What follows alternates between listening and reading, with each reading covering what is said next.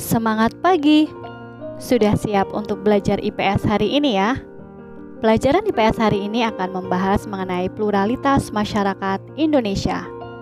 Nah, materi apa yang akan kita pelajari hari ini? Yang pertama, pengertian pluralitas masyarakat Indonesia, penyebab pluralitas masyarakat Indonesia, bentuk-bentuk pluralitas di Indonesia, serta peran dan fungsi keberagaman budaya. Kita bahas satu-satu ya. Apakah pluralitas itu? Kata plural berasal dari bahasa Inggris yang artinya jamak, sedangkan pluralitas berarti kemajemukan.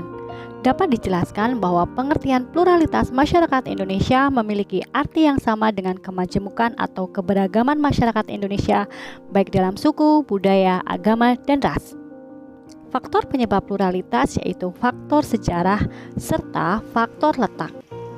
Faktor sejarah. Sejarah menyatakan bahwa bangsa Indonesia merupakan kaum pendatang dari Yunan Selatan. Saat itu bangsa Yunan Selatan datang secara bergelombang ke Indonesia. Gelombang pertama disebut Proto-Melayu, sedangkan gelombang kedua disebut Dutro-Melayu atau Neo-Melayu. Bangsa asing yang datang ke Indonesia seperti India, Arab, Belanda, Cina kemudian berbau dengan suku di Indonesia. Faktor letak. Letak Indonesia sangat strategis karena berada di jalur pelayaran dunia. Secara geografis, Indonesia diapit oleh 2 benua dan 2 samudera. Dengan posisinya, Indonesia menjadi negara terbuka yang sangat mudah berbaur dengan budaya bangsa asing.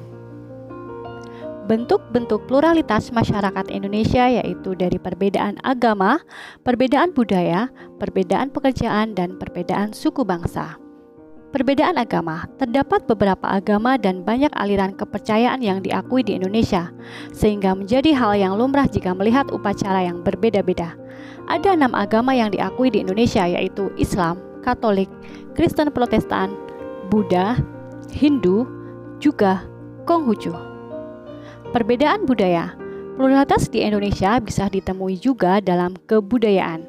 Budaya sendiri bisa diartikan sebagai suatu kebiasaan atau pola perilaku dan pengetahuan atau keterampilan yang diwariskan secara turun-temurun dan dimiliki oleh sekelompok masyarakat tertentu. Melalui budaya itu sendiri akan menimbulkan kekhasan. Perbedaan suku bangsa.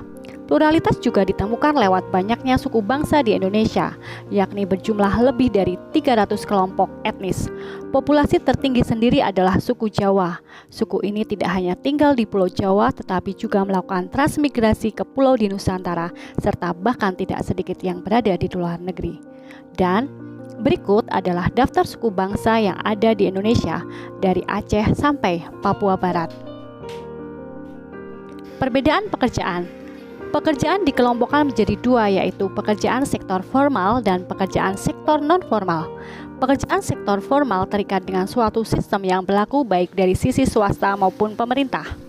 Sementara pekerjaan non-formal contohnya seperti pedagang, petani, dan wira swasta. Fungsi dan peran keragaman budaya. Yang pertama sebagai daya tarik bangsa, mengembangkan kebudayaan nasional, tertanamnya sikap toleransi, dan mendorong inovasi kebudayaan. Nah, itulah materi yang kita pelajari hari ini. Terima kasih dan tetap semangat belajar.